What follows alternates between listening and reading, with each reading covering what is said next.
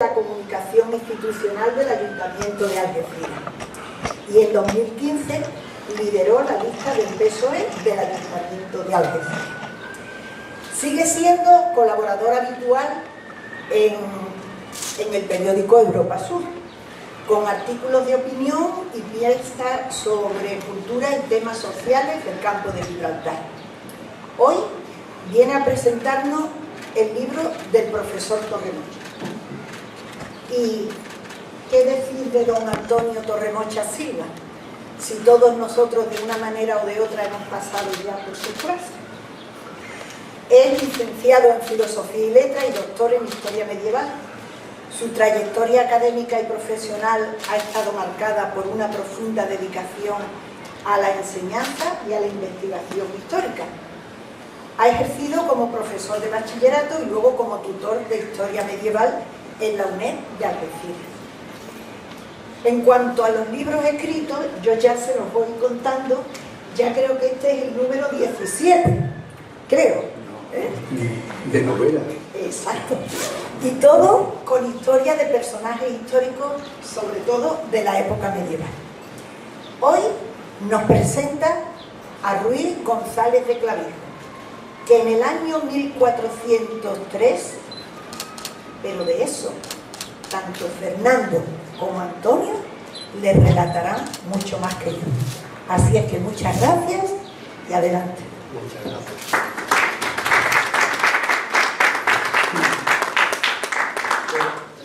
Muchas gracias. Esta presentación va a contener, creo que si se me escucha al final, bien, sí. Perfecto, ¿no? Bien, perfectamente.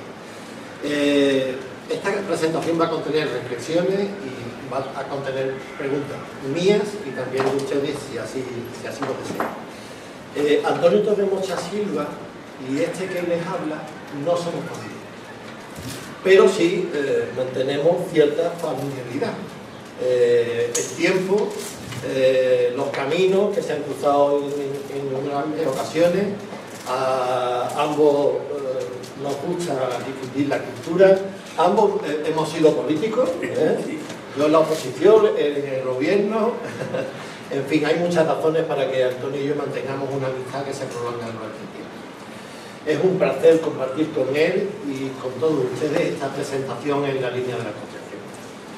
Gracias que doy al Ateneo de la Bahía por la invitación, a su presidenta, y permítanme que también lo personalice en un amigo común que es Pepe Villalba, perfecto organizador, atento a que la improvisación solo sea posible por la sorpresa de los acontecimientos imprevistos, y en algunos momentos de mi intervención comprenderán por qué digo esto.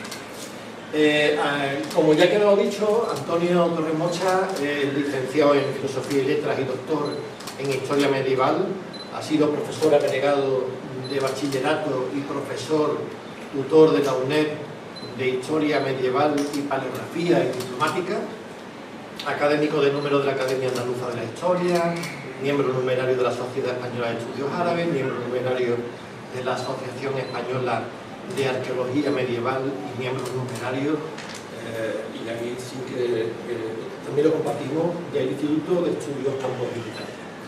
Es autor, también como ha quedado dicho, de un buen número de libros y estudios sobre temas de la comarca del Campo de Gibraltar, su economía, su historia, su actividad portuaria, su arqueología. En mi opinión, ya dicho esto, en mi opinión sobre todo, Antonio es un gran divulgador de historia y de historias. Ya que estamos tan cerca de Gibraltar, porque en castellano, en español se dice con la misma palabra, pero como estamos tan cerca de Gibraltar, es diferenciar entre history and story. Pues Antonio divulga tanto una cosa como otra, lo hace atractivo. En mi memoria de joven estudiante algecireño está presente, y esto no se menciona mucho en su biografía, pero cada uno tiene sus marcajes de chiquitito, ¿no?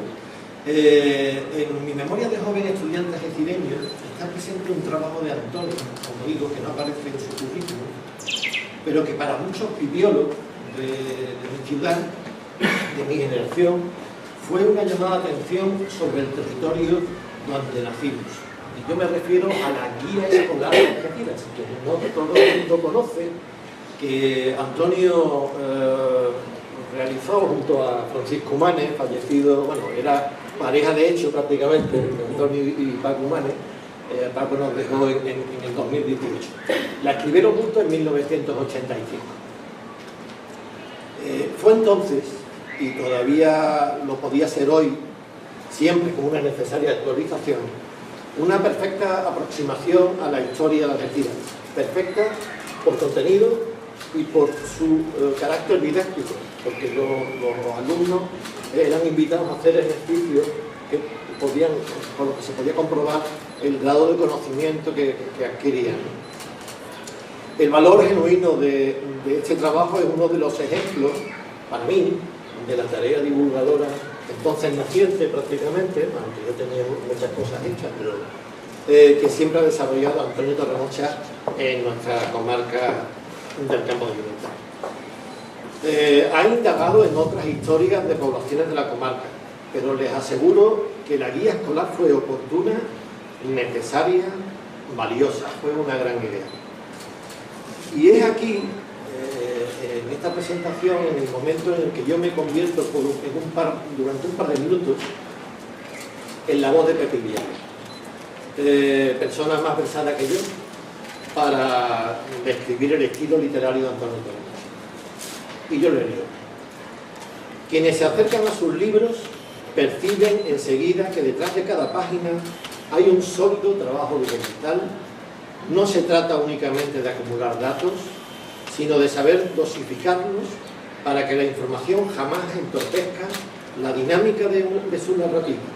Ese conocimiento profundo de las circunstancias históricas es lo que le permite a Antonio Torremocha integrar con naturalidad los elementos de ficción sin traicionar jamás los criterios de verosimilitud y coherencia inherentes al ejercicio de la novela histórica.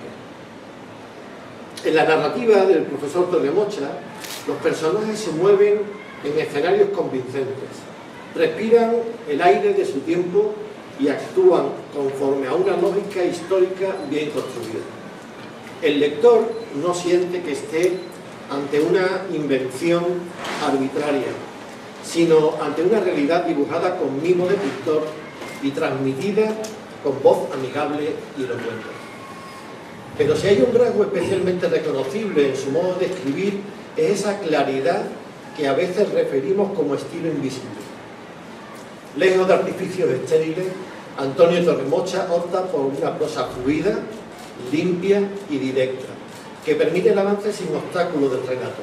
Esa sencillez, en apariencia tintada de una inmediatez natural, encierra en realidad un trabajo de depuración muy consciente, que se edifica a partir de una feliz combinación de experiencia e instinto narrativo. Decir mucho con precisión y oportunidad, sin recargar, sin distraer, sin confundir. Eso constituye una base importante del oficio de escribir. Gracias a ello, sus libros se leen con comodidad y sobre todo con interés sostenido. Sus tramas están construidas con un ritmo ágil, capaz de mantener la atención del lector prendida de unos acontecimientos perfectamente integrados en el andamiaje histórico. Esa combinación de amenidad y rigor es sin duda una de las claves de la buena acogida que está teniendo sus obras.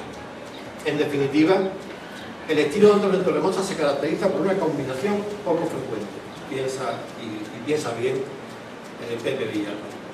Rigor sin rigidez, claridad sin superficialidad y amenidad sin concesiones, sin instrumentalizarla. Es probablemente una de las mayores virtudes y también una de las razones por las que los lectores regresan a sus libros con fidelidad. Esa capacidad al hacer cercana la historia sin simplificar. La embajada a Samarcanda, y ya vuelvo a ser yo, la novela que presentamos hoy tiene dos protagonistas principales. El central es Ruiz González de Clavismo, natural de Madrid, camarero del rey Juan I, y que se sirvió también como camarero o de otros puestos a los otros 3 reyes que sucedieron a Juan I. Por encargo de Enrique III encabezó una segunda embajada al reino de Tamerlán o Timur, en tierras de Samarcanda, en los primeros años del siglo XV. Su gloria no está en conquistas con sangre, ni en invenciones militares, ni en grandes cantidades de oro para el reino español, ni en tragedias amorosas. Su gloria es la riqueza del relato, y quédese con esto, su gloria es la riqueza del relato por la ruta de la seda que aportó. Antonio lo escribe en las primeras hojas de su libro. El relato de Ruiz González de Clavijo gana en fidelidad al dictado por Marco Polo en prisión. ¿Por qué? Porque está escrito por el propio protagonista de los hechos que se narran y está pasado al pergamino o al papel directamente, sin intermediarios, por un excelente literato, un experto diplomático y un buen historiador. Es la historia de esos personajes que podían decirse pequeños, pero que no lo son, porque nos dejan un legado muy valioso para nuestra historia y para la historia compartida, incluso del continente europeo. El segundo protagonista es Tamerlán, ya en la fase final de su vida, con 68 años de edad, longevo para la época, y bueno, bien conservado. Lo ve poco, lo ve poco. Perdió mucho. Lo ve poco. Fue ganador de grandes batallas, pero yo en este punto invito al autor a responder a 2 preguntas y luego le haré una invitación. Antonio, ¿qué fue lo que te atrajo de Ruiz González de Clavijo para escribir el libro? Antes, muchas gracias, Fernando, por tus palabras, a Pepe Villalba, porque sé que han influido en ella también, y a ti porque me ha hecho una presentación muy agradable. Y por otra parte, decir que me encanta venir a la línea y venir a este salón de arte, porque hoy día el Ateneo de la Bahía es uno de los referentes culturales del campo de Gibraltar, de los más importantes. Y yo, que tengo experiencia, sabéis, de 45 o 50 años en la cultura de la comarca, lo puedo decir con toda tranquilidad. Enhorabuena, Pepe, y los directivos de este Ateneo, porque no paráis de hacer cosas importantes. Y yo lo sigo siempre a través de, porque no tengo coche, puedo venir poco a la línea, pero a través del Facebook os sigo siempre, ¿verdad? Bien, pues dicho esto, voy a responder a la amable pregunta que me ha hecho mi compañero Fernando. Todas mis novelas históricas, ya, aunque tú has dicho algunos 10 porque son las primeras que tengo poco afecto, pero la última que me ha publicado Editorial Musara, estoy muy contento porque no solamente por la calidad que le ha dado siempre, sino porque era un elemento de mi labor histórica, doctor en historia, he escrito 40 libros de historia sobre Algeciras, la comarca, las fortificaciones, pero libros que lo leen 40 o 50 personas, especialistas. En cambio, la novela histórica tengo la suerte de tener muchos lectores.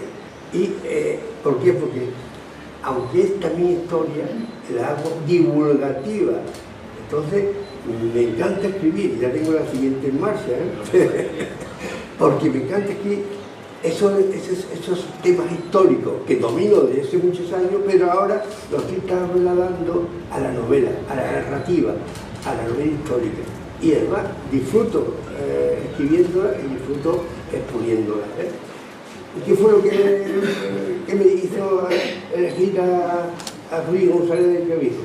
Bueno, lo mismo que me hizo leer a Ali Bey, en la anterior novela, otro personaje español realmente fabuloso, un mítico primero espía español en las cortes musulmanas, y anteriormente en otras novelas como Bibliotecario de Medina Sahara. Son personajes que existieron y que sabían bien por la historia, pero no estaba transmitido de manera divulgativa, como yo he logrado hacerlo, con suerte, porque se puede decir que hay algunas de las novelas que ya están en la segunda edición, señal de que ha habido cierto éxito.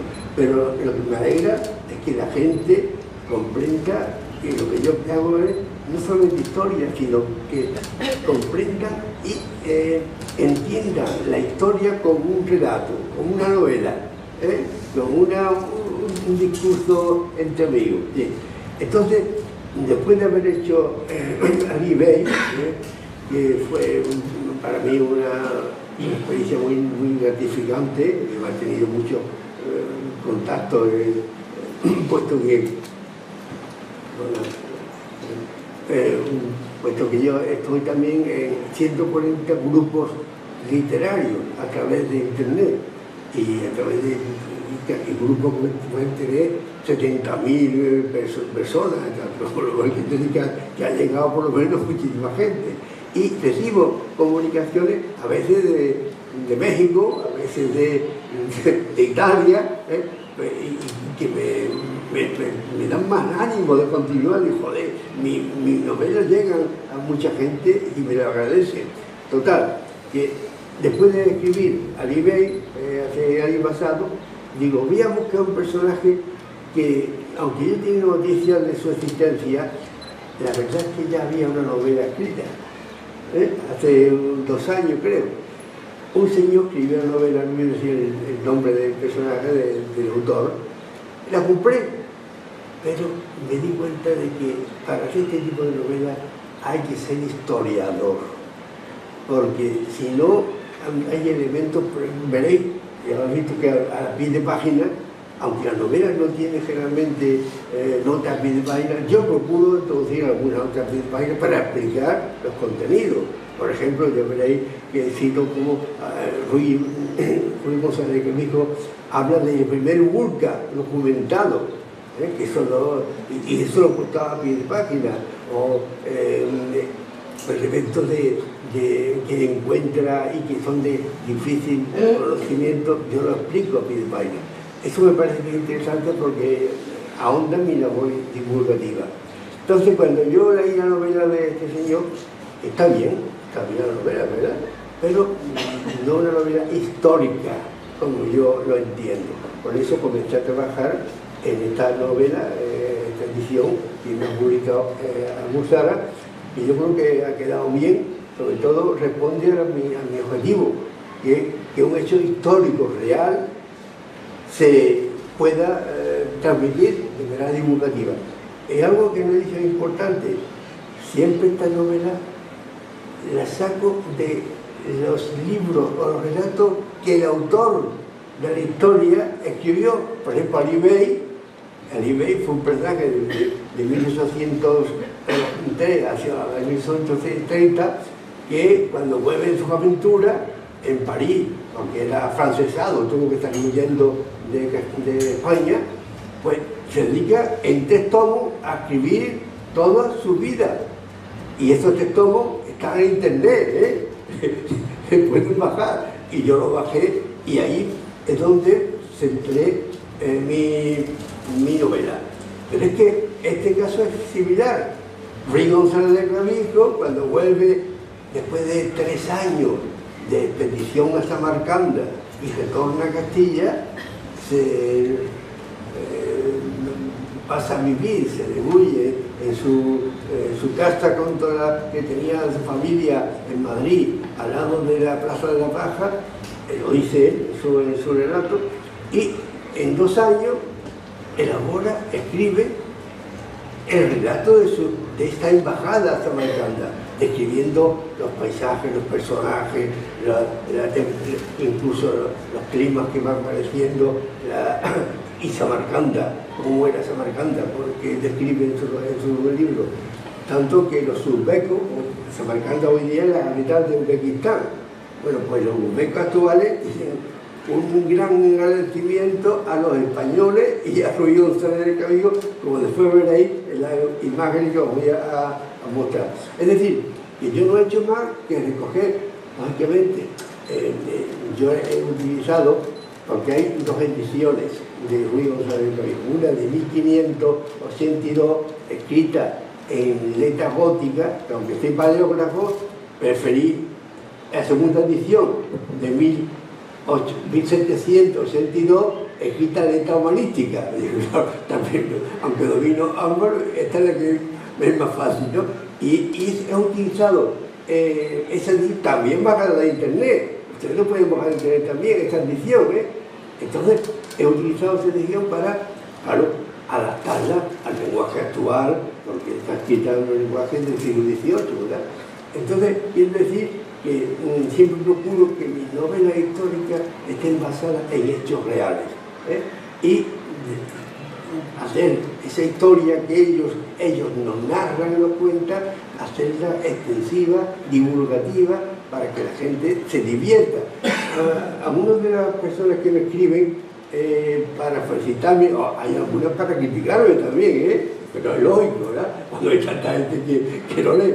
Y hay una persona italiana que me encantó. Dice, usted consigue que, además de que nos divirtamos leyendo, aprendamos historia.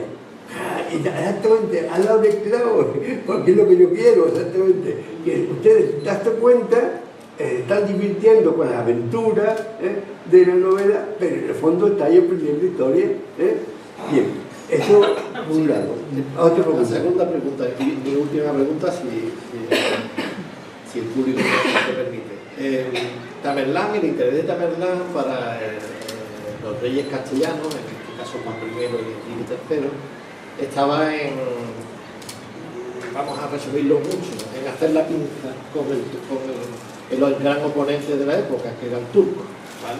Lo que pasa es que Tamerlán se carga el turco antes de que llegue la expedición española, la segunda expedición embajada española.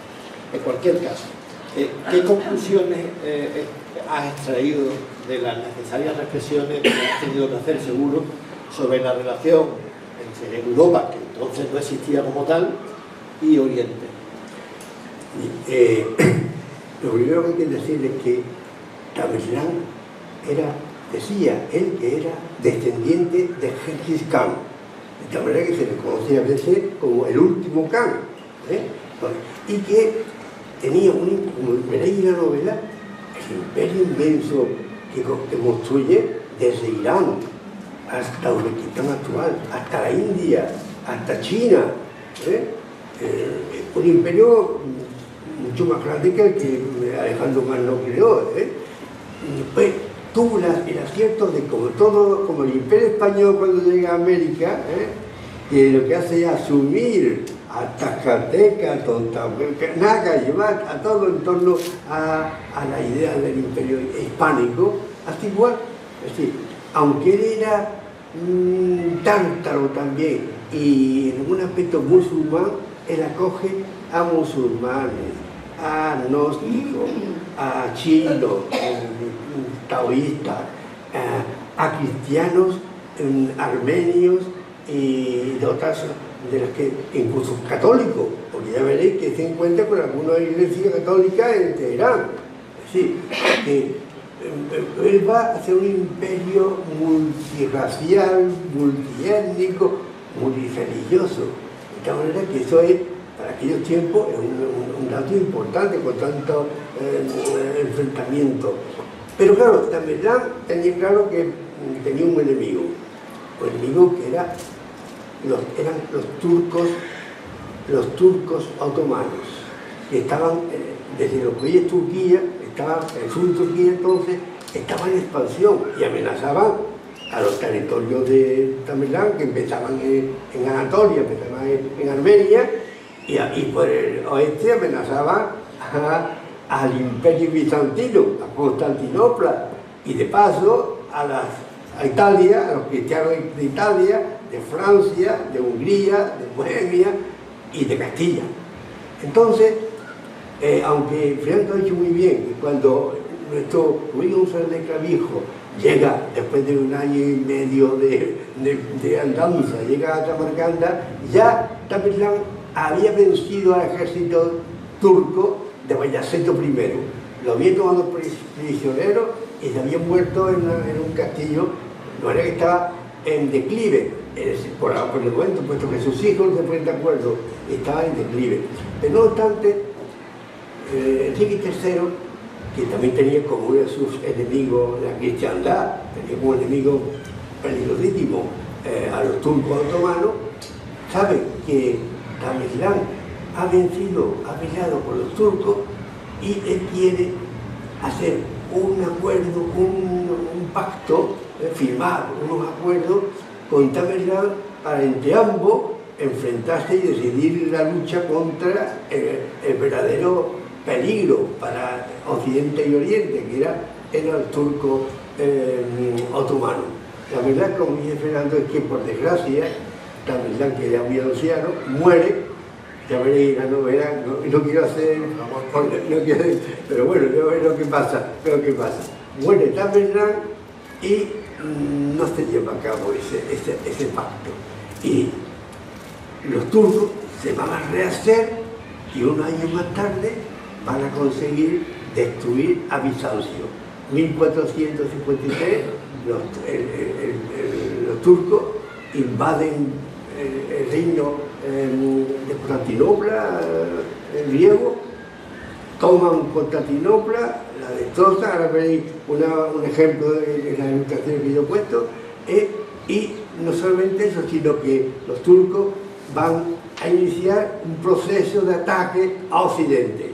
Luego el plan de Enrique III y de Tamerlán, como decía Fernando, hacer una pinza, eso va a fracasar, porque los turcos, hasta que no llega Don Juan de Austria y se los carga en la batalla de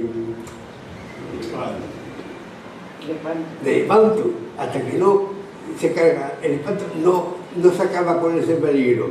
Pero el peligro que podía haber acabado antes si Tamerlán y Enrique III llegan a ese acuerdo y consiguen eliminar ese peligro que tenían en Occidente ellos y en Oriente nosotros. Bien, eso por ahí. Otra cosa, puedo decir más cosas, ¿no? Está en su casa. Otra cosa importante es que Enrique III antes había mandado como lo veréis en la novela, otra embajada a Samarcanda, unos años antes. Y es más, esa embajada asiste con Tamerlán y su ejército a la derrota de Bayaceto I, el turco, en Ankara. Asiste. Y cuando vuelve a Castilla trae un escrito de Tamerlán que Castilla Enrique III le hace ver que es necesario mandar una nueva. La primera embajada eran de soldados, militares, pero él se da cuenta que tiene que mandar una embajada de diplomáticos. Y entonces cuando envía en 1403 a Rodrigo González de Clavijo, su camarero mayor, era uno de los puestos más importantes de la corte del rey, un diplomático, historiador, geógrafo, literato, hombre muy versado en la política, pero va acompañado de Fray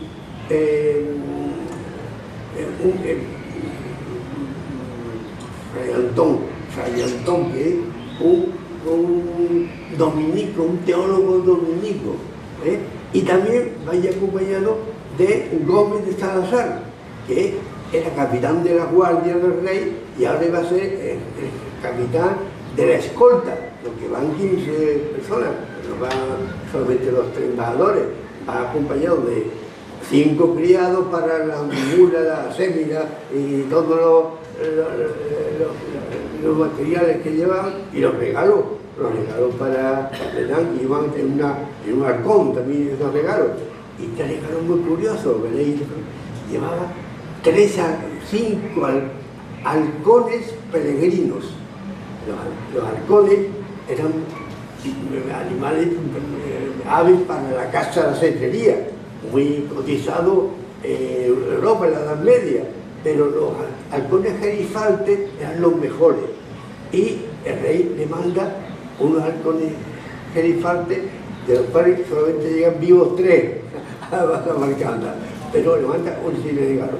Pero esta vez, como digo, vaya una embajada formada por 14 personas y además gente diplomática, con la intención de traerse ya firmado ese convenio, ese pacto. No voy a decir más cosas porque no quiero que pero cuando llega a Samarcanda están 2 meses con Tamerlán. Es cuando él va a describir la maravilla que es Samarcanda, lo veréis, una ciudad que dice Luis González de Clavijo que es mayor que Sevilla y que cree que tiene más monumentos que Sevilla, que Granada e incluso que Roma. Que es una ciudad realmente fabulosa, ¿no? Ahora vería, en la imagen vaya a ver unos restos de lo que queda de esa Samarcanda que conoció Luis González de Clavijo. Oye, entonces, pero claro, el viaje que él, yo creo que él, Luis González de Clavijo, en el trayecto de ese año y medio que está de ida y ese año de vuelta, al final 3 años de viaje, él va tomando nota, él lleva un diario, porque si no, cuando leáis la novela lo entenderéis, él no puede tener en la mente todas esas cosas que describen con esa fidelidad de nombre de personajes, de ciudades, de castillos. Este hombre, seguro, que no lo comenta, él llevó un diario que fue el que le sirvió a la vuelta a Castilla para escribir lo que le llama la historia del gran Tamerlán. Que ahora después me leí algunas de las imágenes. Quiere decir esto que este hombre describe minuciosamente todo lo que le ocurre, incluso las partes negativas, peligrosas y la muerte, porque uno de los embajadores muere en Teherán afectado de la peste. Gómez Salazar no vuelve a Castilla, se queda enterrado en Teherán. Es verdad que el viaje por barco naufraga, está a punto de morir ahogado, después desde Trebisonda por tierra a lomos de caballo de muro. Trebisonda está al este del Mar Negro, pues hasta llegar a Samarcanda hay 5.000 kilómetros todavía. que el viaje era terriblemente peligroso y vas a encontrarte con gente muy buena, pero ahí no lo refiere, gente generosa, de otras religiones, pero también algunas personalidades peligrosas y que están a punto de acabar con su vida. Bien, podríamos entrar en muchos aspectos de ese viaje, solamente no quiero más que lo leáis y entendáis que estamos hablando, como dice bien Fernando, de un español que no va con armas, él va con su palabra y con el mandato del rey de Castilla de traerse un pacto con el gran Tamerlán. Y en eso a proceder. El viaje de vuelta, que también lo describe él perfectamente, es mucho más corto, breve, sobre todo no breve. En el tiempo de también fue un año de vuelta, pero él toma muy pocas notas.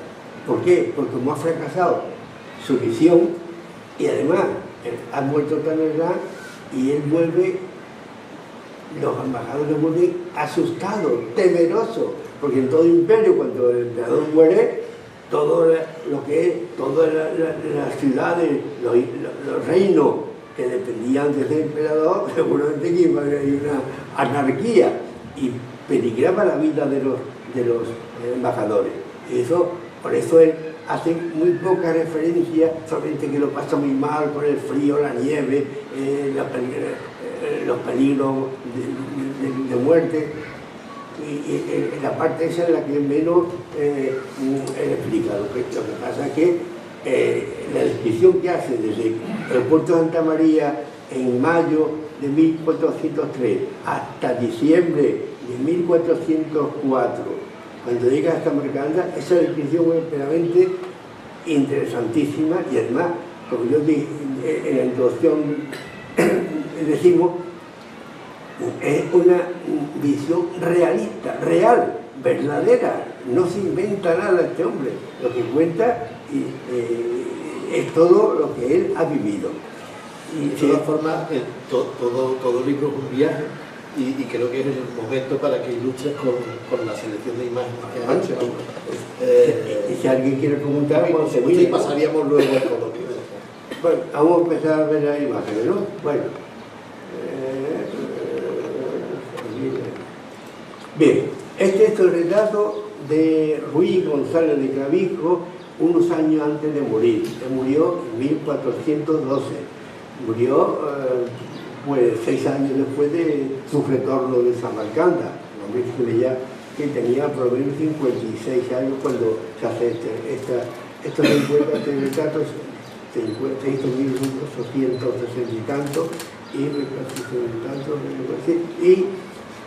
se conserva en la Biblioteca Nacional de España.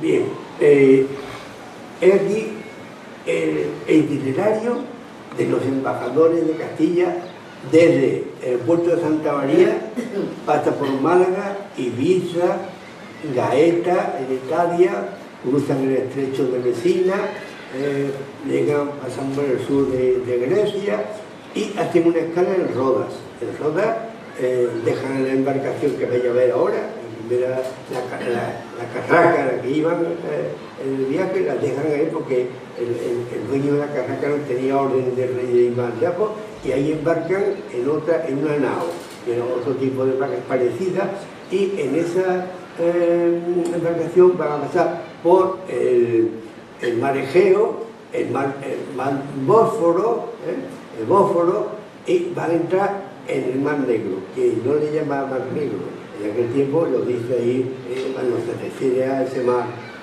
Ruiz González de Clavijo, le llama el mar Mayor, le llamaba entonces. Bueno, en Constantinopla va hasta unos meses, hasta que logran una embarcación nueva, que es una nao. Ahora veremos la nao, una galeota que es como una galera de guerra, más pequeña, pero movida con 30 remos a un vapor y 30 remos a tubos. Es donde tienen una gran tormenta y naufraga, y están a punto de morir cerca de Trebisonda. Tienen que volver a Constantinopla para embarcar en otra embarcación y se salvan de milagro del naufragio. Vuelven a Trebisonda y ya a partir de Trebisonda tienen que ir ya por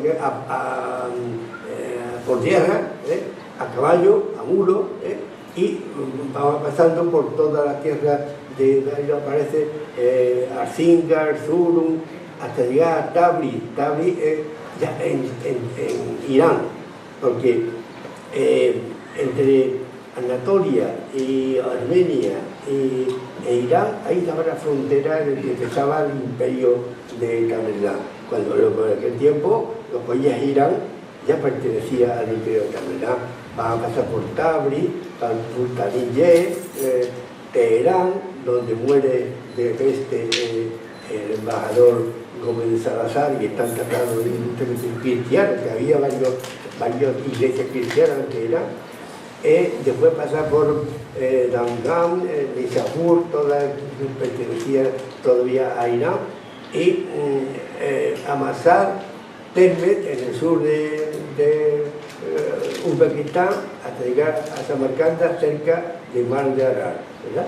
Es decir, pasan por Kuwait, que es la ciudad donde nació Tamerlán, y que esto dedica bastante a hablar de las iglesias, las mezquitas que había construido allí, todo eso de Chile. Pero desde Puerto de Santa María hasta llegar a Samarcanda son 6.000 kilómetros, parte de ellos navegando y parte de ellos pues a pie, en una caravana y siguiendo desde Trebisonda hasta Samarcanda, va a seguir lo que era la famosa ruta de la seda, y lo va a ir explicando cómo estaban los caminos, estaban perfectamente construidos por Tamerlán, desde Mexicali estaba la ruta de la seda muy bien delimitada, y va a describir las caravanas que venían la India y de China, de Catay, entonces, con porcelana, especias, que van llegando por la una de las caravanas, llegaban a Samarcanda como una de las principales ciudades y después siguieron hasta llegar hasta Constantinopla y muchos de esos comerciantes llegaban hasta Italia y hasta Castilla, ¿verdad? Una pregunta antes de pasar. ¿Se sabe por qué salen precisamente del puerto de Santa María cuando desde, por ejemplo, Cartagena por ahí hubiera sido menos distancia? El rey de Castilla, en el siglo XIV, tenía toda su expansión contra el Islam andalusí o de Granada hacia el sur. Entonces, Córdoba, Jaén, Córdoba, Sevilla eran ciudades reales. Ahí tenían residencia. Sevilla pues, todavía existe, el alcázar de los reyes cristianos, de Fernando III el Santo, que el reino de Castilla estaba mucho más dedicado al sur de la península ibérica, ¿verdad? Por eso y cuando vuelve a Sanlúcar de Barrameda, desembarcan a los 6 años, a los 3 años de haber iniciado el viaje. Entonces van a embarcar en Guadalete, que habláis como está la carraca allí fondeada y tienen que hacer cartas, esto lo explica perfectamente. Y este es el viaje que hace con muchos peligros, cambiando de barco, y después pues va a ir hablando, cuando vaya a la ruta de la seda, va a hablar de los caravasares. Los caravasares eran los hostales de la época, pero hostales de época romana existían ya, donde podían tener residencia para dormir, establos para los caballos y las mulas, y cocineros especializados para dar, es decir, que era venadero, lo que hoy sería en España los paradores, exactamente, ¿verdad? Bien, sigo, después preguntáis algo más si queréis, vamos a seguir. A ver, está,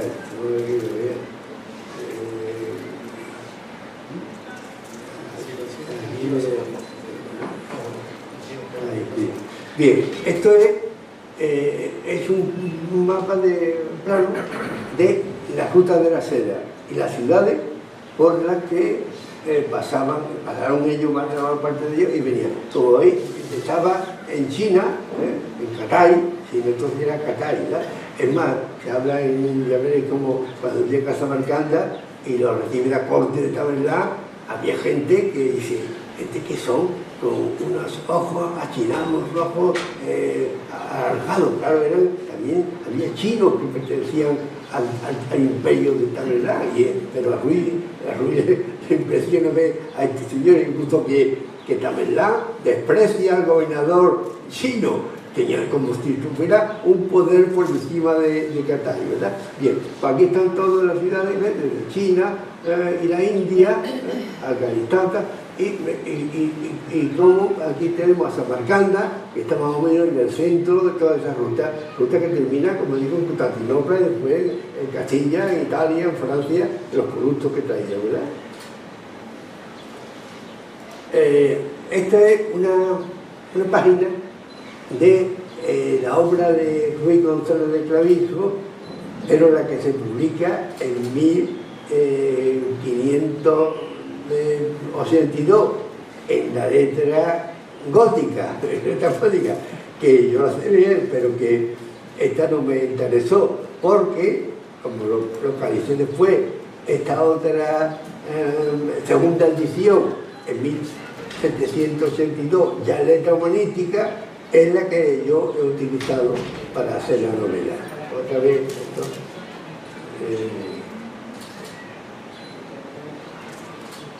Bien, entonces está claro que esto lo escribió el propio Ruiz González de Clavijo, en 2 ediciones.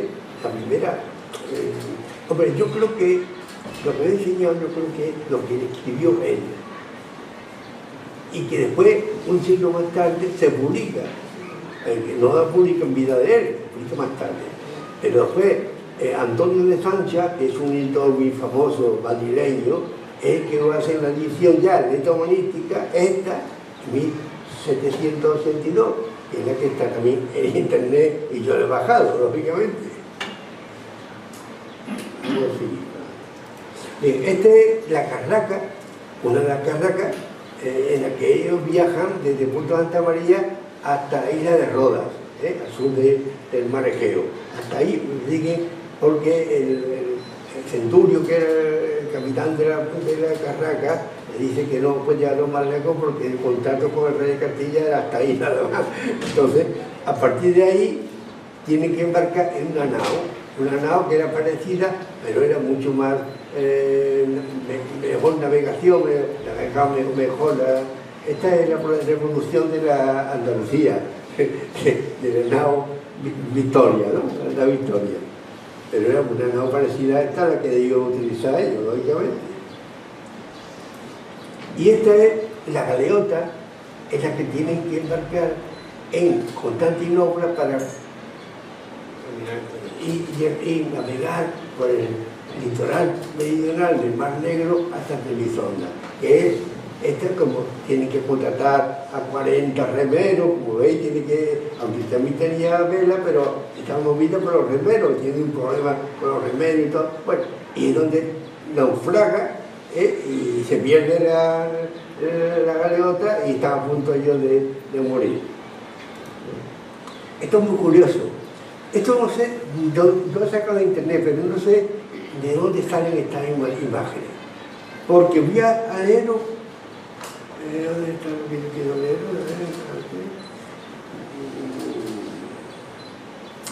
Dice, estando en Constantinopla, visitando la iglesia de Santa Sofía, la famosa catedral de Santa Sofía, hoy mezquita de Estambul, ¿verdad? Cuando llega a la plaza de Santa Sofía, escribe Ruy González de Clavijo. Dice, en la plaza hay una columna muy alta, que es maravilla, y encima de ella hay un caballo de cobre, yo creo que debía ser de bronce, pero claro, no sabía en aquel tiempo lo que te quiera, de cobre, tan grande como 4 caballos de campaña, y montado en él un caballero con un casco emplumado sobre la cabeza. Se trataba del emperador Justiniano, que fue el que construyó la Basílica de Santa Sofía. ¿Y por qué lo he puesto yo ahí? Porque cuando los turcos otomanos conquistan Constantinopla en 1453, lo primero que hacen es descabalgar a Justiniano y seguramente convertirlo en cañones, porque lo digo de bronce. Entonces, lo que no sé cómo ha llegado esta imagen desaparece en el año 1453, cuando los turcos lo destruyen. Pero la columna inmensa, como veis ahí, y que admira a Ruy González de Clavijo, permaneció.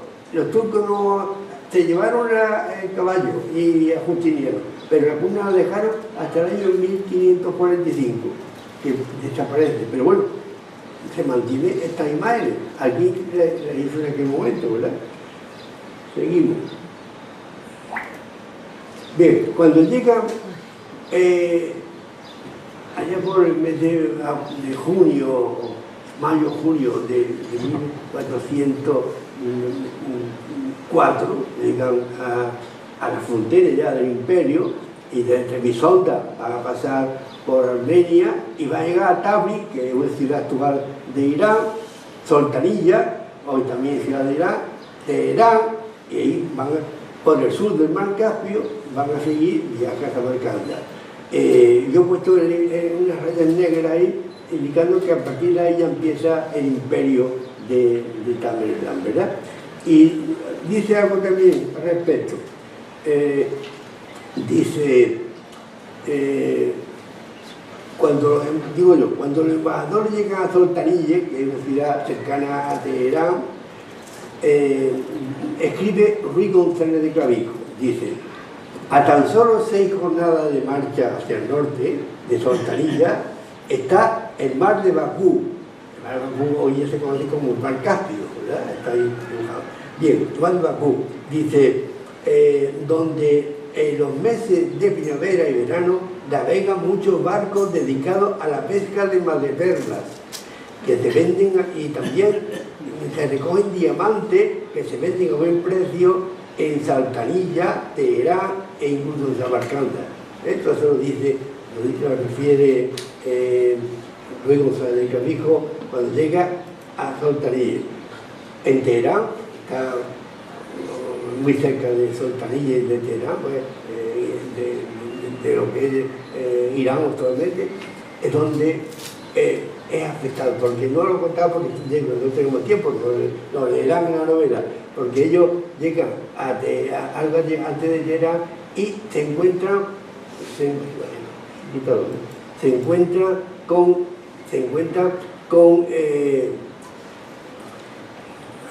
me perdió,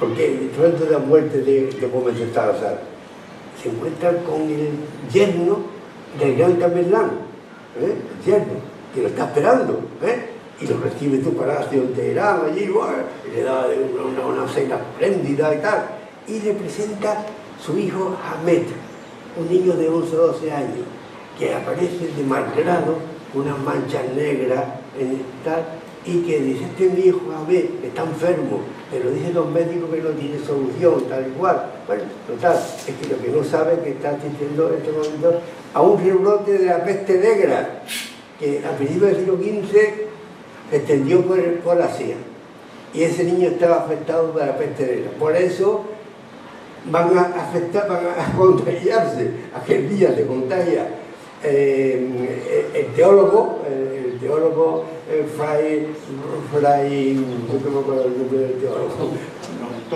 Fray Antón, bueno, y también el capitán Gómez de Salazar.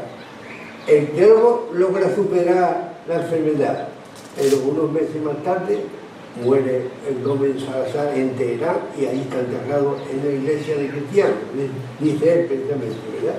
Y esto que es muy interesante, porque esto dice lo siguiente, de Tabriz, de Irán, escribe Clavijo, dice, todas las mujeres van cubiertas con unas sábanas negras, desde la cabeza hasta los pies, y llevan ante los ojos como unas tupidas crines de cerda de caballo, y no se le conoce nada. Y lógicamente esta es la primera referencia documentada del burka, con los ojos tapados por una dice cerdo de caballo, ¿verdad? Bien, pues ahí vemos a esta mujer que era una foto moderna, pero lo que debió de ver Ruiz y González es parecido a esto que tenemos aquí. Bien, esto es muy interesante porque dice, al llegar a la ciudad de Masad, en Irán también, ¿verdad? Escribe Ruiz González de Clavijo, dice, fuimos a visitar la mezquita del santo Ali Ben Musa. Solo pudo entrar en ella Mohamed Al-Kaji. Es que, no lo he dicho, acaso muchas cosas que hay que decir, es que Tamerlán haya mandado un diplomático, un embajador a Enrique III, que era un turco mongol, de raza musulmana, de religión musulmana, llamado Mohamed Al-Kaji. Y ahora, una vez que vuelven los embajadores de Samarcanda, este hombre lo va a acompañar en el viaje de vuelta a Samarcanda. Este hombre es musulmán, y lo dice en varias ocasiones de la novela, ¿no? Dice, solo pudo entrar, claro, en la mezquita solamente pudo entrar Mohamed Al-Kaji, que deseaba rezar ante el sepulcro del nieto de Mahoma. Aunque iba vestido de manera cristiana, habló en árabe con los cuidadores del santuario, y al ver que era un fiel seguidor de la religión musulmana, le permitieron acercarse a la tumba del santo. Cuando volvió a reunirse con nosotros, dijo que el sepulcro de aquel nieto de Mahoma era maravilla, porque estaba todo él cubierto de plata sobre dorada. Esta fotografía del año 1970 y tanto, y de esta misma, y sigue la misma sepultura en el mismo lugar y con la plata sobredorada sobre ellos. Muy interesante, ¿verdad? Bien, bien, seguimos. Pasa al siguiente, Fernando. Bien, esto es una ruina, ¿verdad? Es una ruina. Es lo que queda del palacio que mandó edificar Tamerlán en Saribat, que era la ciudad donde nació, en Quer, con dos nombres tenía, en Saribat o Quer, Tocinata. Cuando los embajadores estuvieron allí en el mes de noviembre del año 1404, escribe de esta maravilla constructiva, escribe lo que sigue Ruy González de Clavijo.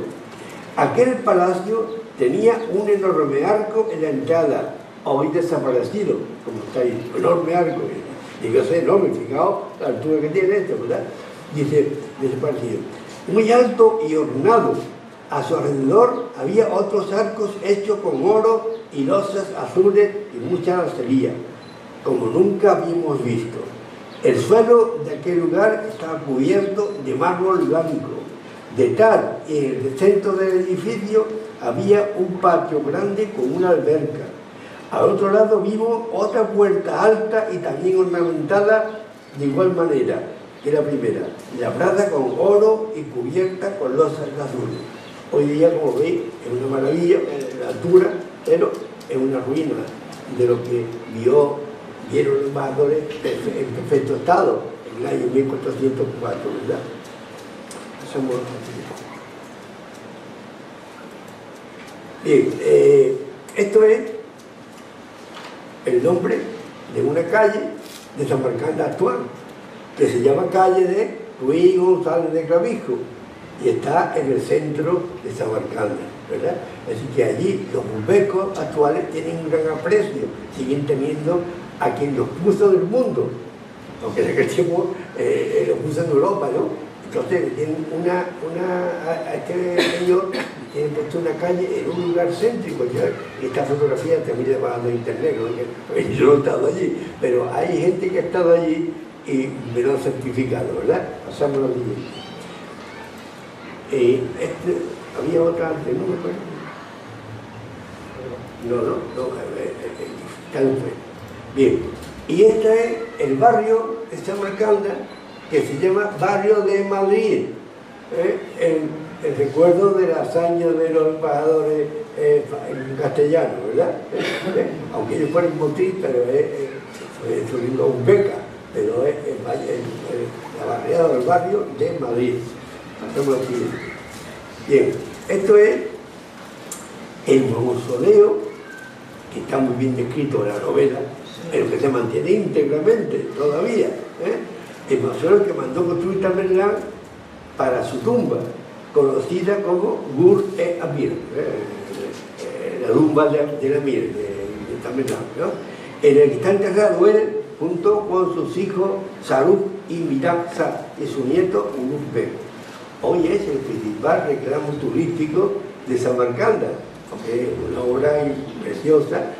De esta tuvo que un palacio parecido, un montón de ellos, como lo refiere Ruy González, que hoy no se ha parecido, pero debía haber un montón de palacios parecidos por esta categoría de losas y de oro y demás. Bien, ahora si alguien quiere preguntar algo, porque claro, abrimos un pequeño coloquio, si os apetece, si tenéis curiosidad. Tanto que ya ha pegado la novela. No, lo importante no lo he dicho, porque imaginaos, 150 o 60 páginas, en un viaje de 3 años, no puedo contarlo en 10 minutos. Ha destapado un poquito el envoltorio, cada menos. Sí. Quería preguntarte, ¿todo lo que está en el libro es real o hay algo que de ficción? Ahora, yo interpreto que... Sí, claro, pero las novelas históricas a veces se introducen elementos de ficción. Este hombre es un diplomático y es un historiador y un geógrafo.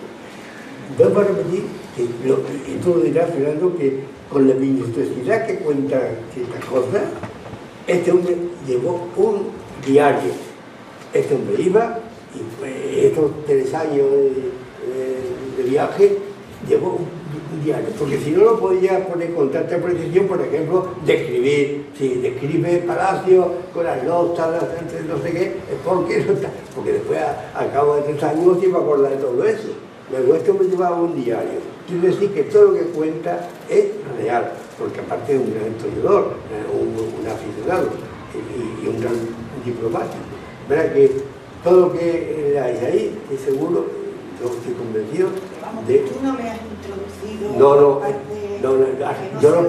Lo que yo he hecho, lógicamente, la descripción del libro está en idioma humanística y antegótica, y lógicamente he tenido que actualizar las palabras utilizadas. Incluso hay palabras de la época que no puedo cambiarlas, pero están a pie de página explicadas, porque todo lo que veáis ahí, lo mismo que en la novela anterior de Ali Bey, todo lo que cuenta, porque lo cuenta Ali Bey de su viaje, y este es un viaje lo mismo, pero te digo, es tal la cantidad de datos que él ofrece, que estoy seguro que llevaba un diario, y cada noche, cuando el campamento se ponía el fuego allí, él comenzaba a escribir lo que le había pasado ese día, porque era la única manera de llevar la relación tan exhaustiva de todo el viaje. O sea que es un relato del viaje en realidad, claro, no es una novela en sí. Bueno, es una novela histórica basada en el relato de un personaje real de la época, lo mismo que la Dali Bey, claro. ¿Alguna pregunta más? Sí, aquí ella te había pedido por favor. Yo viajé por Kirguistán, Uzbekistán en el año 2015, un mes por ahí. ¿Estuviste? Es fascinante. Ah, claro. Un país seguro, los dos. Es turístico hoy día, es un país muy turístico. Muy turístico. Y creo que ese mausoleo pertenece a lo que es la plaza grande. Todo eso está reconstruido, según nos explicaron a nosotros. Sí, pero la ruina de ese palacio que aparece ahí, eso debe estar todavía, porque está en ruina. Pero esa plaza es absolutamente fascinante, tiene 3 edificios, y no estoy segura si ese es uno de los de... Claro. No me acuerdo bien ahora mismo, porque he intentado encontrar un libro que yo he traído de turismo de allí, pero no lo encuentro. Él cuenta ahí, cuando describe Samarcanda, que aparte de los 3 o 4 palacios de Tamerlán, había otros palacios importantísimos de la nobleza, de los mirazas. La pregunta es la siguiente. Pero cuando ve la palabra miraza en el libro, esto no lo puede cambiar. Son madrazas. Mirazas. Los mirazas son los hombres de... bienvenida. Los mirazas, los nobles. La nobleza de Samarcanda, del imperio, eran los mirazas. Se llamaban así. Lo que lo cambiarlo, podían puesto el nombre, pero la realidad es que cuando él se refiere a los mirazas, pues cada miraza importante, eran como los capitanes generales y tal, pues tenían sus palacios, varios palacios que no, seguramente que ya no existen esos palacios, pero que él los ve y los describe. Hace 16 años que estuve. Lo que sí, la pregunta era, actualmente la capital de Uzbekistán es Tashkent, no está Uzbekistán. ¿Era Samarcanda la capital durante el tiempo? Claro, o sea, aquí, esta es la capital después de la caída del muro de Berlín, y cuando se crea la Uzbekistán moderna, es Tashkent, ¿verdad? Es un país muy, muy seguro. Sí, pero en la Edad Media, Samarcanda era el centro del imperio y la capital del imperio timúrida, lógicamente, ¿no? Y además, si lo leéis, veréis cómo la describe Ruiz González, admirado de lo que allí hay, lo grande que es, y los palacios que existen, y las mezquitas, ¿no? Me está dando la impresión por lo que estás contando. Alza la voz para que te puedan Sí, escuchar. me está dando la impresión por lo que habla Antonio de que realmente este personaje, Ruiz González de Clavijo, tenía una formación sólida, era un geógrafo y de alguna manera tenía una cierta conciencia científica, y todo lo que relata, incluso una fauna que era desconocida para los castellanos de principios del siglo XV, principios del siglo XV, pues no le pasa como a Heródoto, por ejemplo, que tiene que hablar, que contar lo que le cuentan otros, y se ve que le meten con los animales, eso, a cada trola, que el pobre hombre menciona animales que nunca han existido.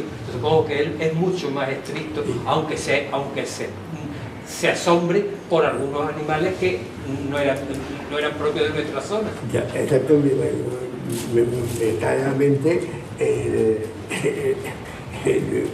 la descripción que hace de la jirafa, que nunca habían visto una jirafa y llaman jalufa, creo que llaman. Ese animal, ¿cómo le llamáis? O sea, que nunca un señor de Andalucía había visto una jirafa. Cuando ven los elefantes los llaman marfiles. Pero es curioso que es verdad, y porque ahí en Elvira, ese animal que llevan como regalo hasta vendrán la gente de Irán, ¿no? Y el embajador de Irán, no, de Persia, el embajador de Persia va a traerla y le lleva a ver los regalos, y uno era un animal con el cuello muy largo, dice, y que le llaman jalufa. Él no sabía, nunca sabía el nombre de ese animal todavía en el siglo XV.